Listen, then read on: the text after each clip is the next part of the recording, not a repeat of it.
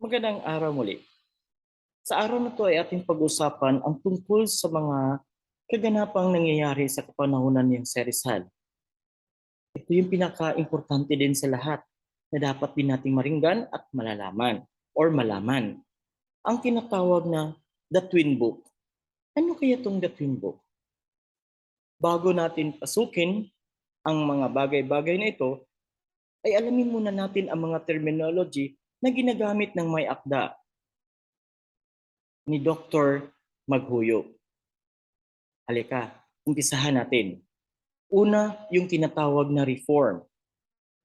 Reform, it is the removal of wrongdoings, for example, abuses, by enforcing or introducing a better method or course of action. Rizal was a reformist, not a revolutionaryo. Okay? Reformist siya. Gusto lang niya tanggalin ang mga maling pamamaraan. Hindi siya revolutionaryo. Okay? Revolution, it is the fundamental challenge in a government of which a group or organization wishes to overthrow the present government and renounce one's government and substituted by another government.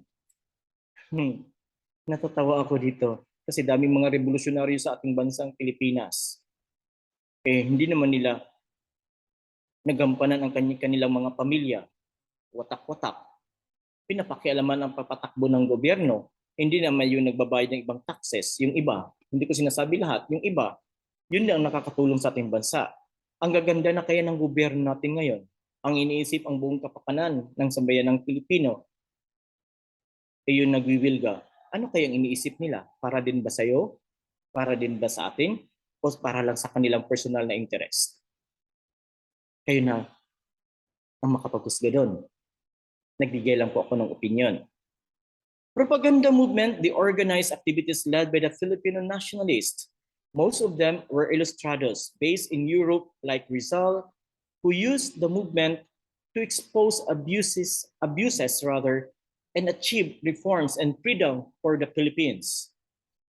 The Noli, MeTangere, in English, touch me not. Huwag mo akong hipuan. Oh, di ba? Ang sarap sa Tagalog pakinggan, ano? From the words of Jesus addressing Mary Magdalene in John 20:17, King James Version, touch me not, for I haven't returned yet to my Father. From the book of St. John, the Gospel, chapter 20, verses 17 of King James Version, touch me not, for I haven't returned yet to my Father.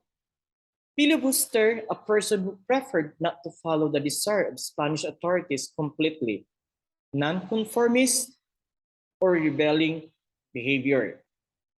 Rebellion, sedition, and illegal association, the changes filed against Dr. Jose P.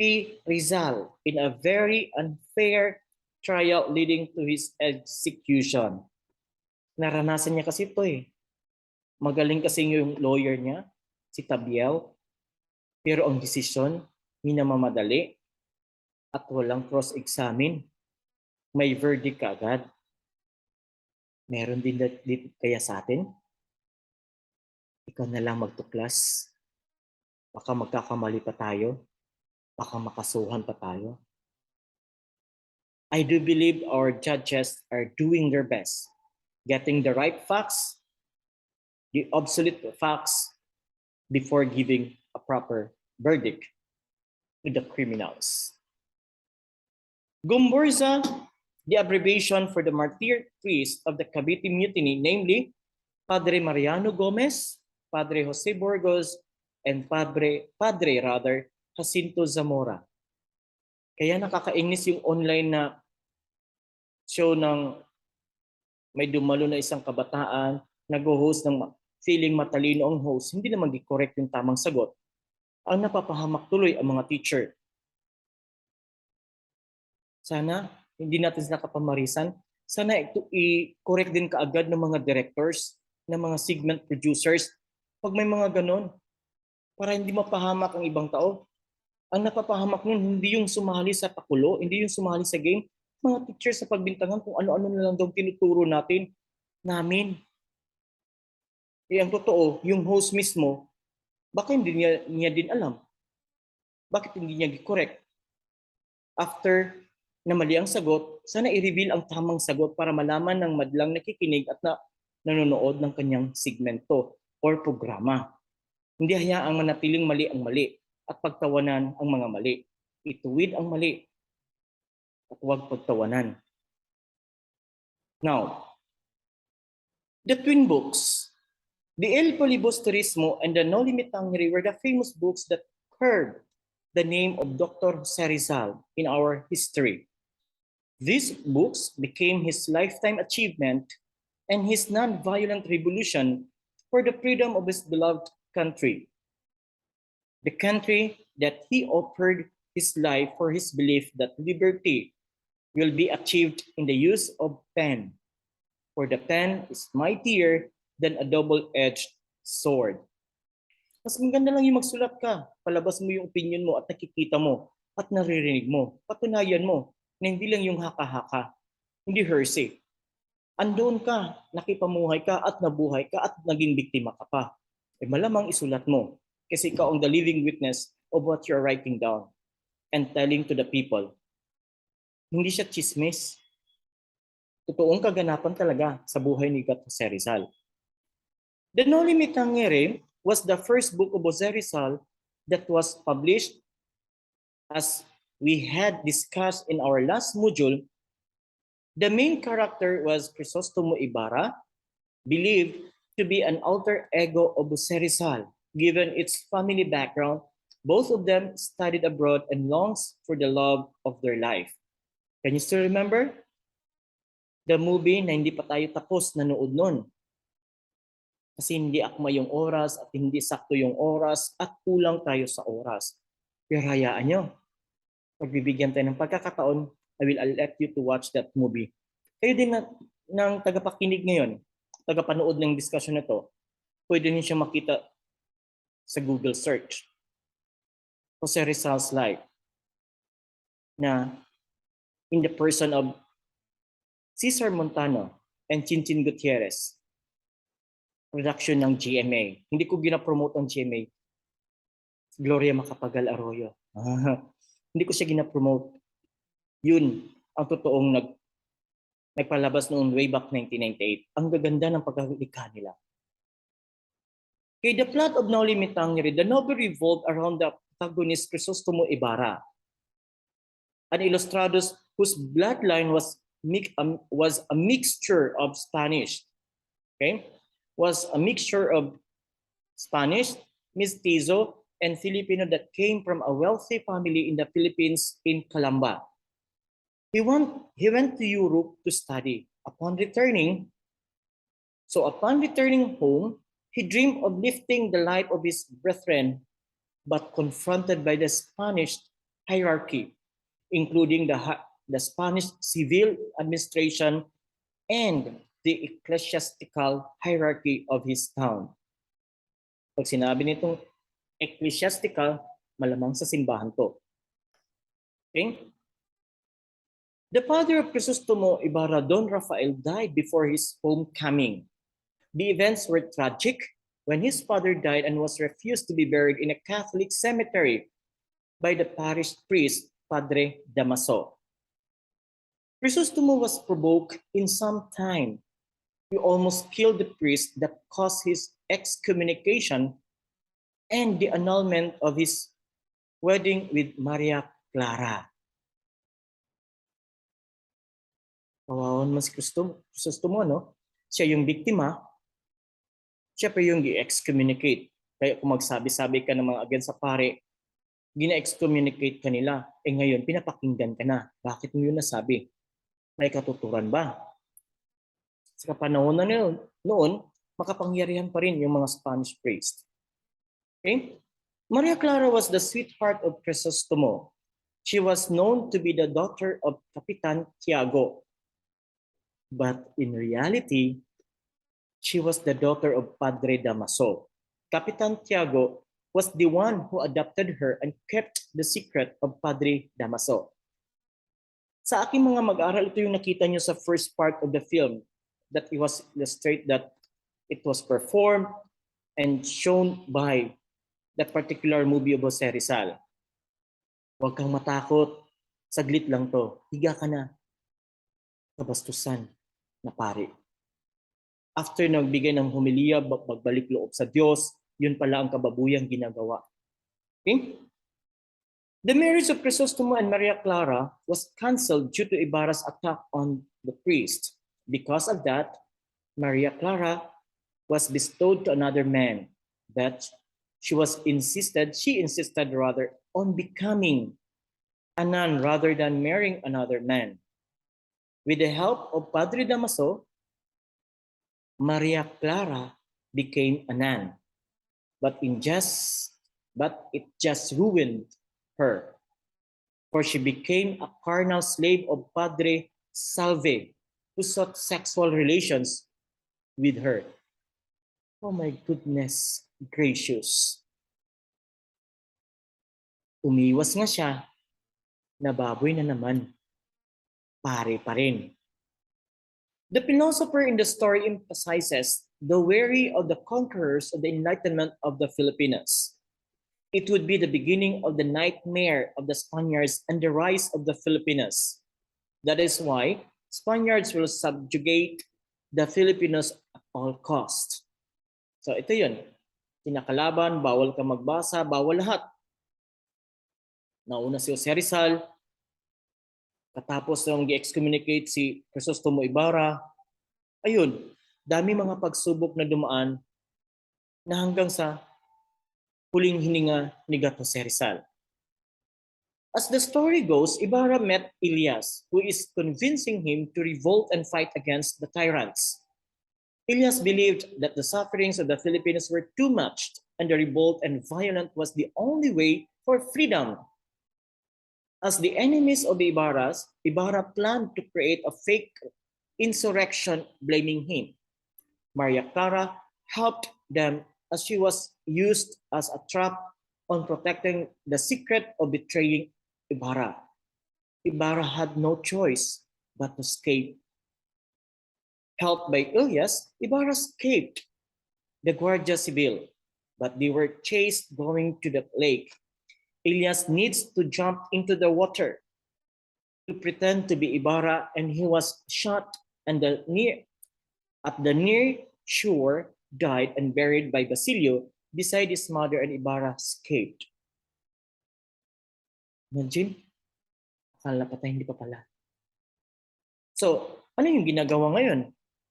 So, if you were in the case of Ibarra, if you were in the case of Maria Clara, if you're in the case of Jose Rizal, ano kaya din ang maramdaman mo ngayon? Puot, galit? Umiwas ka nga sa taong pinakamamahal mo. Pumasok ka nga at ayaw mo na mag-asawa. Iginawa ka naman ng sex slave. Pare pa rin. Ay nako, yung ama ko pare, binaboy din ako ng pare. Kawawang Maria Clara. Patuloy tayo. The attack and defense. The banning of the books of Jose Rizal was the initial act of the Spanish authorities with the notion that it disgraced the Church and of Spain. Father Pio of UST examined the book around August 18, 1887 and wrote a letter of recommendation to the Archbishop of Manila to ban the book. Pare pa rin. It was said the book was heretic, impious, abusive, and scandalous in its religious aspects. The book is unpatriotic, subversive, and offensive to the government of Spain. Takot silang malaman ang katotohanan, kababuyang, kabalasugang ginagawa nila. Kaya kahit ano-ano nang nilagay. Baka ang pari din nagpa-ban nito, isa din gumagawa nun sa panahonan ni Jose Rizal. The book was attacked by many, some were Senator Vida Vicente Barantes. But the first attack was by an unknown prior who said that Jose Rizal was labeled as an ungrateful man. For Father Rodriguez, it should not be read, for it is blasphemous and gross errors. Blasphemous kaagad pag sa kapanahonan ni Rizal ang na-involve mga pari, blasphemous kaagad. Paano yung pag ang na-involve nito ordinaryong tao? Blasphemous din kaya? Gross errors din kaya? Kaya tuwang-tuwa ako ngayon ni Santo Papa ni Santo Papa Francisco, kasi dami na siyang natanggal ng mga pari dahil sa mga kabalastugang ginagawa din nila sa kanya-kanyang mga parokya at sa kanilang nasasakupan. Salute to Pope Francis. Next, let's continue. And for Father Font, who issued official censorship to the book, ganun din. On the other hand, many have defended the noble life, like Father Francisco Sanchez. Another is Father Vicente Garcia, who said that if it's not mortal sin to read the novel, if it is a mortal sin if it is a mortal sin to read the novel, then some priest has committed a mortal sin. Also, Marcelo H. Del Pilar defended the novel by answering the pamphlets of Father Rodriguez, telling that the book is not being appropriately judged. So, bakit? Hindi nila binasa ang totoo. Ang binasa nila kung ano yung ginagawa na isiwalat doon sa pagsasabi na may akda na si Jose Rizal, sinabi niya itong ginagawa ng mga pare. Ito yung nangyaring kaganapan. Ayaw na ipabasa ang buong storya, doon lang punto. Sana binasa ang buong buo para malaman din. Ito yung mga important characters ng Noli MeTangere. Si Crisostomo Ibarra naging alter Rizal. Maria Clara, kabiyak ni Crisostomo Ibarra. Padre Damaso, ama ni Maria Clara. Padre Salve ang umabuso kay Maria Clara.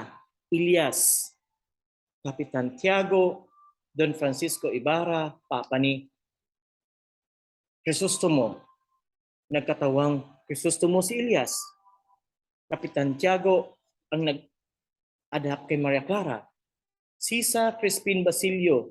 Crispin Basilio, ina nila si Sisa na baliw sa kakahanap ng dalawang anak, Elias at saka si Tasio. Now, punta naman tayo sa El Filibusterismo. Crisostomo Ibarra changed his name and status to Simon, the jeweler. In disguise, he roamed around the world and traveled different parts of it and became a jeweler. He returned to take revenge on all misfortunes he had encountered. He took advantage of the corruption and abusive regime of the Spaniards in the Philippines to topple its administrative and create havoc. He wanted to rescue his beloved Maria Clara from the convent and avenge the death of his father. But it was intervened by Basilio, a medical student. In the forests of the Christmas Eve, Basilio recognized the true identity of Simon when he searched for the gems buried near the grave of her mother, Sisa. The story progressed. Simon had the opportunity to implement his revenge by a bomb planted in a lampshade, but it was prevented by throwing it outside the window before it exploded. Afterward, a priest threw all the jewelry of Simon as a symbol of eliminating greed, violence, and evil, and other evils that had been provoked. So, nahirap paghihiganti na. Gusto niyang i-rescue si Maria Clara. Pero, wala kasi si Basilio andun Sinasabi niya, ito ang plano niya, ito. Makikita niyo to talaga sa movie. Napakagaling ng director na gumawa ng movie niya si Rizal. Lahat ng sinasabi ko dito, makikita niyo sa production ng GMA na Jose Rizal 1998 story. The Nationalist and Revolution, the second novel of Jose Rizal, was different from the prequel or sequel, for it emphasized the ideology and principles that a true Filipino should have. That is the intense love for the country. Nationalism might be easily be perceived as an act of loving one's country and nationality, an act of loving your own country and of its principles. Jose Rizal was betting his hope for the new generation. He referred the youth in his poem, A la Juventud Filipina, as the hope of the nation. He set an example on how to love one's country and principle as he fought for his country until his last breath. Dr. Jose Rizal did perceive to revolt and fight for the country, but in a manner that was different from the other common perception of revolution, and that was an act of waging war for freedom or an act that will result in death and bloody fights. But for him, a peaceful revolution. Hindi kasi siya revolusyonaryo, reformist kasi si Rizal. Ayaw niya na magdumanak ang dugo. Ayaw niyang may namamatay, ayaw niyang may masasaktan. Gusto niya madaan sa tamang pag-uusap. Pero kapwa parehas nagmamatigasan. Ala Juventud Filipina as the hope of the nation. Kayo, kabataan sa bagong henerasyon, kayo ang pag-asa ng ating bansa. Naway matuklasan niyo ang inyong kanya-kanyang abilidad, kapasidad, talento, skills bilang isang mag-aaral at bilang isang maging ganap na profesional sa darating na panahon. Kayo na din ang mangaral sa ating mga kabataan. Ito yung mga important characters ng El Filibusterismo.